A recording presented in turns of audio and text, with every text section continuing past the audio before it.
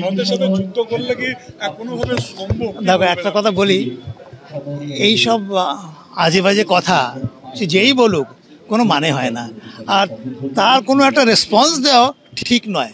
সেই জন্য তো আমি গ্রাহ্যই করিনি ওরকম একটা আজে বাজে কথা বলতে পারে। আমাদের তরফ থেকে এগুলো কিছু বলা উচিত না। উস্কানি আছে কারণ অন্যরকম পরিবেশ তৈরি হয়েছে সেখানে, সেই হিসেবে ওরা ওরকম কথাবার্তা বলছে।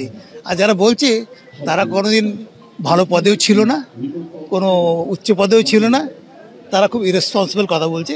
এর কোনো মানে হয় না, এর কোনো রেসপন্স দেওয়া উচিত নয় আমাদের। সত্যি কথা এই দেখো ওই সব ব্যাপারে কখন হয়, পরমাণু কোথায় কোথায় পাবে ওরা বলো সব না। ওরা এইসব যারা বলছে তাদের কোনো লোকাল স্ট্যান্ডে নেই, তাদের কোনো মানে they have nothing to say. কি বলবো আর ওদের কথা শুনে কেন আমরা রিয়াক্ট করবো? প্রাক্তন কে?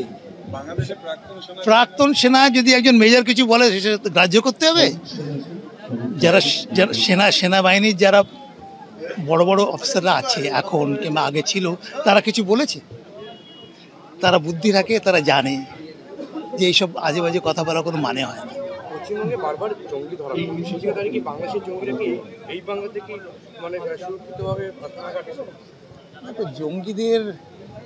জঙ্গি অ্যাক্টিভিটি সব জায়গাতেই চলছে, সে ইউরোপেও চলছে, আমাদের দেশেতে চলছে। আমরা তো we are the worst victim of terrorism, state sponsored terrorism, Pakistan থেকে আসছে না।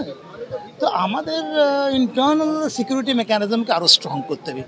এর থেকে তো এরকম সিচুয়েশন তো অনেকদিন ধরেই আছে, এটা তো প্রথম না।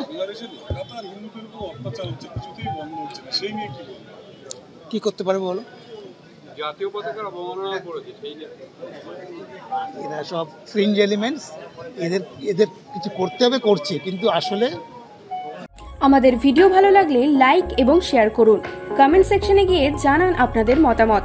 আরও ভিডিও পেতে আমাদের চ্যানেল সাবস্ক্রাইব করুন এবং প্রতি মুহূর্তে খবরের আপডেট পেতে প্রেস করুন বেল আইকন।